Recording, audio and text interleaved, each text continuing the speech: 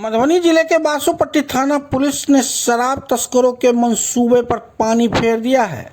बासोपट्टी थाना पुलिस ने बुंदेलखंड और कुदरकट्टा में बड़ी कार्रवाई करते हुए 513 लीटर नेपाली देसी शराब बरामद की है।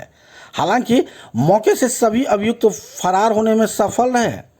एसएचओ विकास कुमार को गुप्त सूचना मिली थी कि बुंदेलखंड और कुदरकट्टा के रास्ते भारी मात्रा में नेपाल शराब की खेप लाई जा रही है। सूचना के सत्यापन के बाद अपर थानाध्यक्ष सन्नी कुमार मौसम, एसआई राजेश कुमार और विकास कुमार के साथ पुलिस दलबल के साथ मौके पर पहुंची।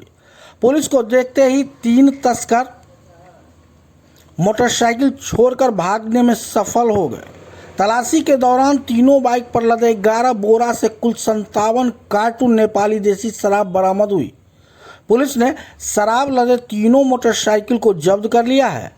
एसएचओ विकास कुमार ने बताया कि अज्ञात तस्करों के खिलाफ उत्पाद अधिनियम के तहत प्राथमिकी दर्ज कर ली गई है।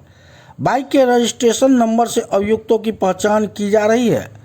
बासोपट्टी थाना क्षेत्र नेपाल सीमा से सटा हुआ है।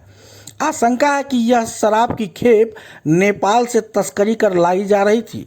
पुलिस सीमावर्ती इलाकों में सघन वाहन जांच अभियान चला रही है। एसएचओ विकास कुमार ने कहा कि शराब तस्करों के खिलाफ बासोपट्टी पुलिस का यह अभियान लगातार जारी रहेगा। किसी भी सूरत में शराबबंदी कानून का उल्लंघन नहीं होने दिया जाएगा।